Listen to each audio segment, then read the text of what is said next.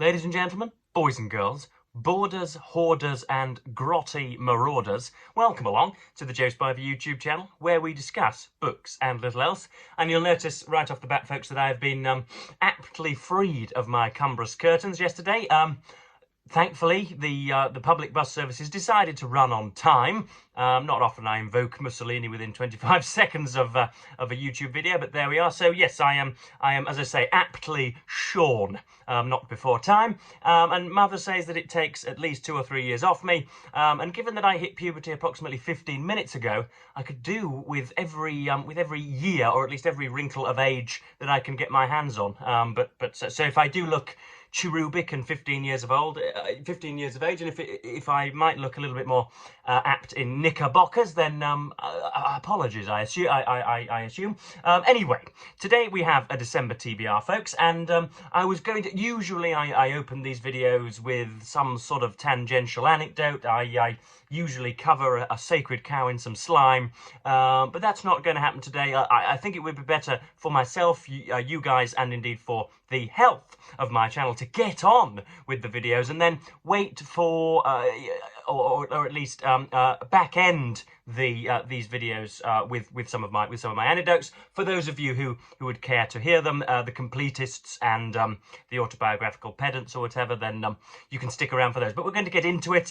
First of all, just before we do get into it, thank you ever so much for the marvellous response to my review or my discussion on Walter Scott's Waverley, the first half of Walter Scott's Waverley. I've since read the second half, and yeah, I was pleasantly surprised at the uproarious and delightful responses. I was thinking about this, there is something of a compatibility, is there not, folks, between ourselves and Mr. Scott? Both meritable, both very, very enjoyable at heart, but yet somehow not appreciated by the wider society, somehow sequestered from popular culture in our little corner of BookTube. And I think Mr. Scott was of a similar ilk, and so perhaps that is why we were so fond of him. But yes, if you have not already read Waverley, then please go and do so, and I'll be stocking up on some of his oeuvre over the next few weeks and months, because I couldn't get enough of it. The second half was fantastic. One thing I forgot to do whilst reading Waverley was give the word of the book, folks, which is something which I have taken up, and I think it would be something good to put on our calendars so that we can get strange quidditus words into our daily lexicon to impress the the busty lady at the printer, or indeed the sort of the husky gentleman behind the counter who you are all hoping to attract. And the word of the book this time is hebdomadal, which is something occurring, appearing, or done every week. I don't think I mentioned it in the Walter Scott video. I may have done, but I remember this was in the first half. Hebdomadal, folks. Something occurring, appearing, or done every week. So yeah, for those of you that if you would like indeed to record yourselves successfully and artfully implementing that word into your daily verbiage and spiel, then I will be a happy recipient of those videos. But we are getting into our December TBR, folks. What I think the reputable booktuber Aaron Facer calls a pile of possibilities. I think it may be him. Maybe many people call it. Many people call them that, but I think it's Aaron who does that most. Aaron, again, for those of you in the bookish wilderness, is a more taciturn, serious, and slightly more. He has a sort of an equanimity and a magnanimity which I am incapable of. I am something of a flapper, and he is a lot more stern and a lot more, I think, presentable would be the phrase. And he does piles of possibilities before every month, and I'm doing a similar thing. So we have first of all what I've started this morning. These are obviously prospectuses or prospecti, to which I do not often faithfully adhere, because I quite often wander off into my own reading circles, and the books that I've presented to you a few weeks in advance often don't feature on this channel, but I'm going to do it anyway. Bit of a stocking filler for you all. So I've got 1, 2, 3, 4, 5, 6 with a few in tow, and so yeah, let's begin. We've got what I've begun this morning, Henry James's The Bostonians. There is Miss Olive Chancellor, the radical feminist, who I think is going to feature heavily in here. So yeah, I've already liked a great deal of Henry James's work. I have read Washington Square and the Portrait of a Lady, which of course featured one of my favourite literary characters, Henrietta Stackpole, the kind of the china smashing Henrietta Stackpole, the person who comes to, again, rather like myself, skewer some sacred cows in England, the verbose and irreverent American journalist. And so, yeah, Henry James is writing. I know very many of the cliches about James, the idea that his prose is of a particular lucidity, the idea that he is something of a literary gardener who chops away at a great deal of the leaves and the twigs which other writers leave in the reader's way, and so that is a cliche, of course, but there is no smoke without fire, and that seems to be present here. I've enjoyed the first 30 pages of this. Posits a gentleman, what's his name again? I'm going to forget. Basil Ransom, who is a gentleman from Mississippi, a lawyer who works in New York, but originally is from Mississippi. And we have, this was written in the late 19th century, and we have references to the Civil War 30 years prior, and of course the slave-owning South versus the, I think, more politically enlightened North, but that's a reductive interpretation of that Civil War. But you have Basil Ransom, who is a distant cousin of Olive, whom she is summoned to Boston, and they have a tetchy cold start, but she has taken him along to I think Mrs. Fandweller, is it her name, Mrs. Frandella, or somebody Fadwaller, who is running something of a feminist workshop, and they're going ahead like that. So I may as well read the blurb. This is James speaking. I asked myself what was the most salient and peculiar point in our social life. The answer was the situation of women, the decline of the sentiment of sex, the agitation on their behalf. Such was Henry James's theme, brilliantly realised in The Bostonians. The story of Basil Ransom, a Mississippi lawyer, Olive Chancellor, a radical feminist, and their struggle for exclusive possession of the beautiful Verena Tarrant has attracted virtually as much controversy as it has readers. Is it simply a Victorian novel of love and marriage, or if it is a novel of ideas, does it embody the triumph of chauvinism or mourn the tragic collapse of avant-garde feminism? Certainly in the glitter and moral illumination of its comedy, The Bostonians ranks with James's greatest novels in its portrayal of what it means to be fully human for both men and women. I think that might be a little bit of a high-minded blur, but there we are. So that's The Bostonians.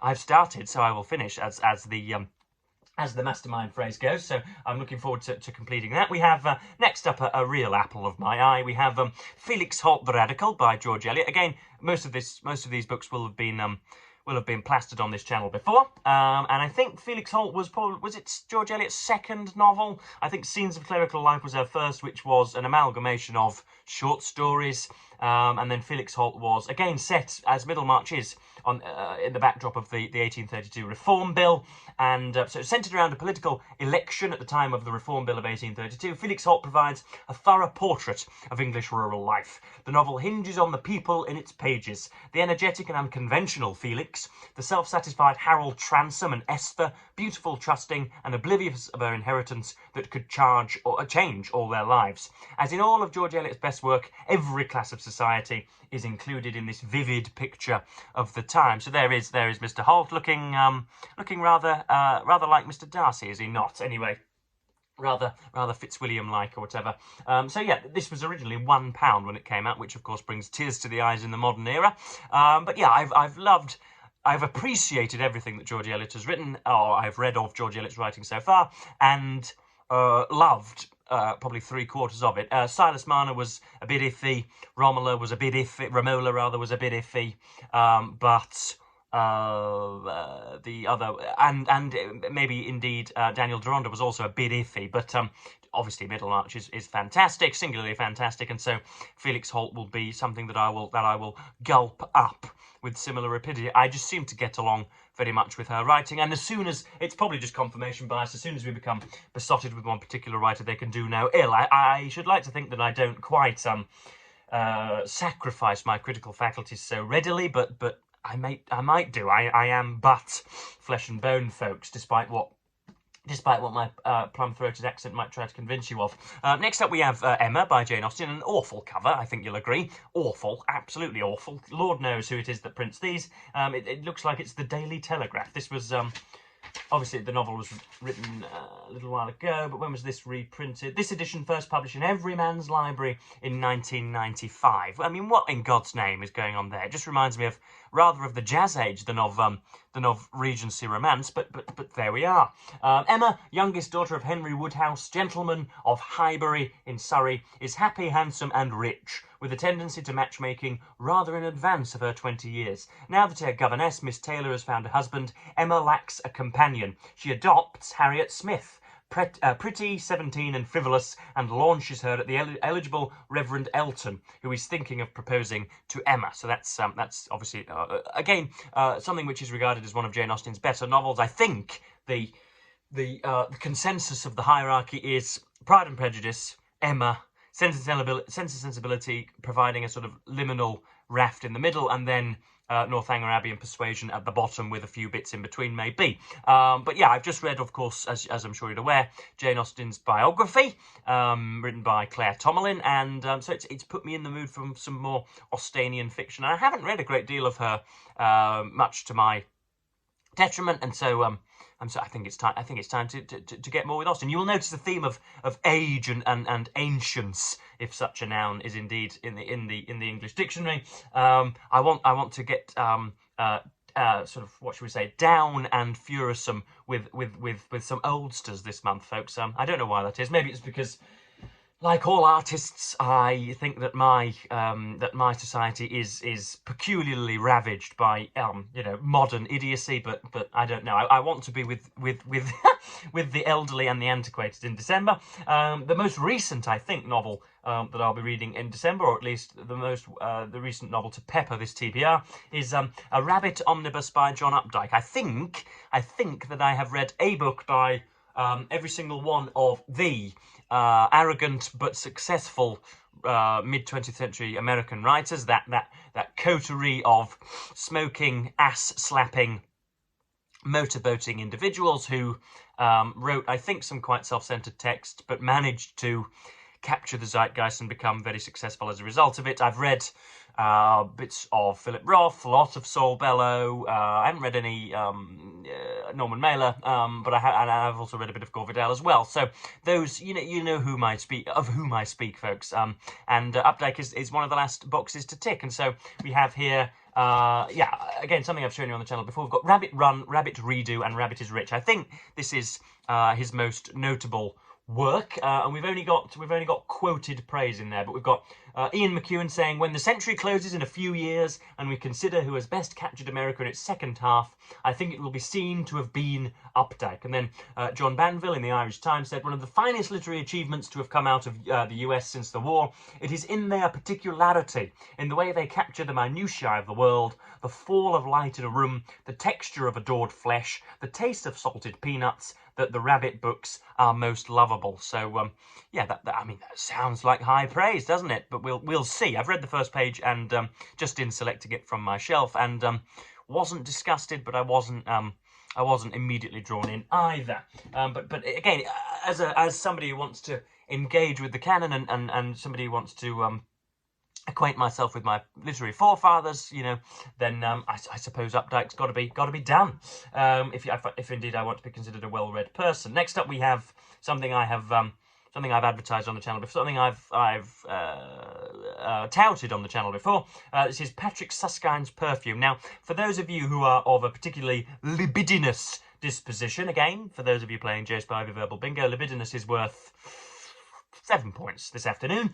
If you're of a libidinous disposition, there are going to be chesticles displayed, a lady's chesticles, folks. So if you're in the manosphere and you have forsworn all pornographic material, then look away now. But we have Perfume, which of course features a naked lady on the front, which should excite us all.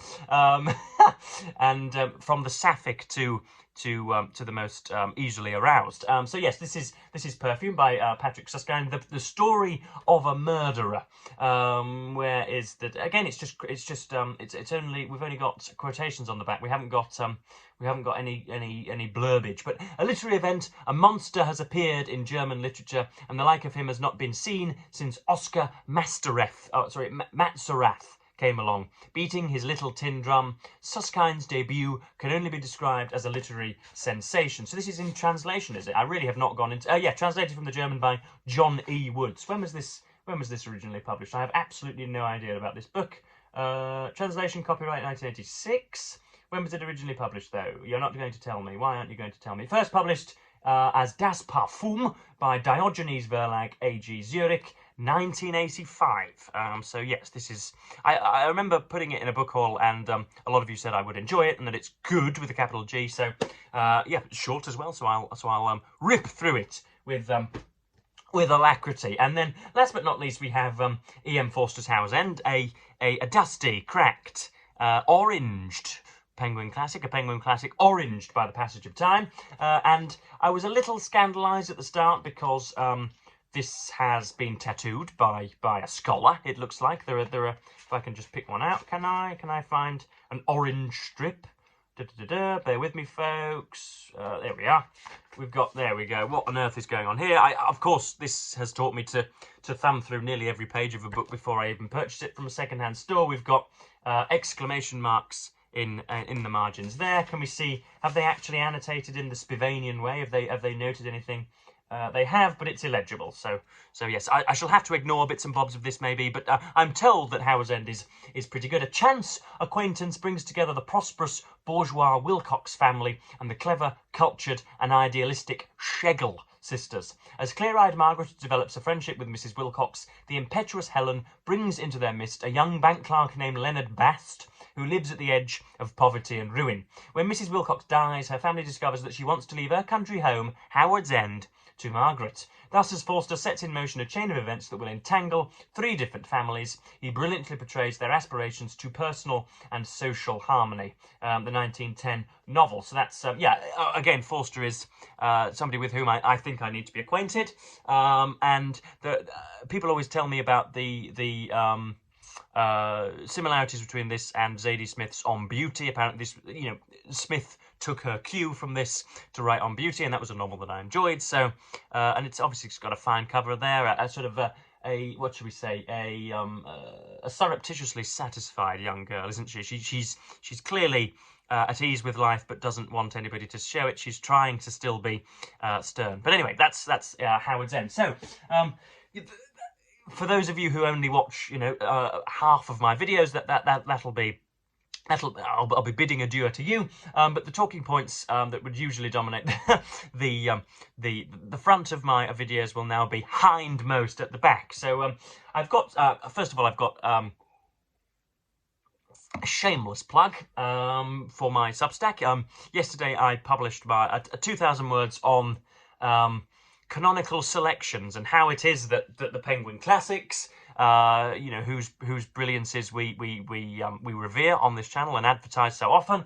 How is it that one book falls through the cracks, and how is it that one book retains a sort of a posthumous endurance? How is it that one book is burnt immediately, and how is it that one book lives long beyond its writer's life? I don't think I went into great detail in the piece, but it is again something that I think you would like to read. I have a pop at later on. Indeed, I have a pop at the lack of criticism in the modern world, and how immutable personal characteristics such as the origin of one's, the happenstance of one's birth, the country of origin, one's country of origin, and other things seem to primarily dictate the odds of one being put into the canon. And so, yeah, I thought I'd read you just a section. This is probably the part where I tell you that a £5 monthly subscription to the Substack is cheaper than goodness knows what, an elasticated gusset, or indeed a monthly subscription to horrendous pornography, or many other altogether disadvantageous things. And therefore telling you that my Substack is very much worth your money. But this is a paragraph which is later in the book, in the piece, and it talks about the shoddy state of modern criticism. To further complicate this weird world of classic selection, we now see furry, lounging youngsters and cravatted charlatans cluttering up judgment panels and non-readers fizzing about books they simply haven't read. If the holes in the net of our sieve are to continue reducing in size and thus upping the number of books we deem artistic triumphs, we are defiling the promotion of classics even more. If Phoebe Umbungo Asquith, not a real person but somebody invented for strategic purposes, if Phoebe Umbungo Asquith, flush with the requisite characteristics, can have her book gilded with industry affection by tricksters and cuckolded ideologues, who themselves would rather watch Silicon Samantha bounce her boingers all day than read, we have a major problem. If we cannot be certain that an emergent writer did not win an award because of their preferable gametes and the heterogeneity of their spittle, then the textual prerequisites to classic status are an archaic non sequitur. If circumstantial genitalia and rutting habits are of more importance than the adopted style and implementation of fine adjectives, then we are doomed. Such a state of book criticism is madness. And if you liked the sound of that and you wanted another 1,500 words of that, then please do consider subscribing to my Substack, which will be linked down below. And of course, indeed, as soon as you part with your hard-earned kopecks, the entirety of my back catalogue will be preternaturally revealed to you, heavenly, magically, divinely revealed to you. So that's jolly good. What else have I got to discuss? I have to discuss. Again, the YouTube channel Trigonometry has been putting a bee in my bonnet. They have been speaking to Alison Pearson, whose difficulties we covered briefly on this channel when I was doing a newspaper review. She was caught in some crossfire, or was investigated by the police for inciting racial hatred, as they said. She, in November 2023, posted a picture of a Manchester Metropolitan policeman posing with people espousing support for Imran Khan's, Pakistani political party, and said the police would rather side with them would rather side with these Jew haters than they would with than with Israel's cause. Of course, she thought that she was retweeting a picture of a more recent march of pro-Palestinian activists in London, not doing the due diligence and not realising that the photo that she posted had absolutely no relevance to the topic under discussion whatsoever. And of course, the abhorrent and rushed and irrational conclusion that anybody who is a member of a Pakistani political party is by definition a brazen anti-Semite is ridiculous.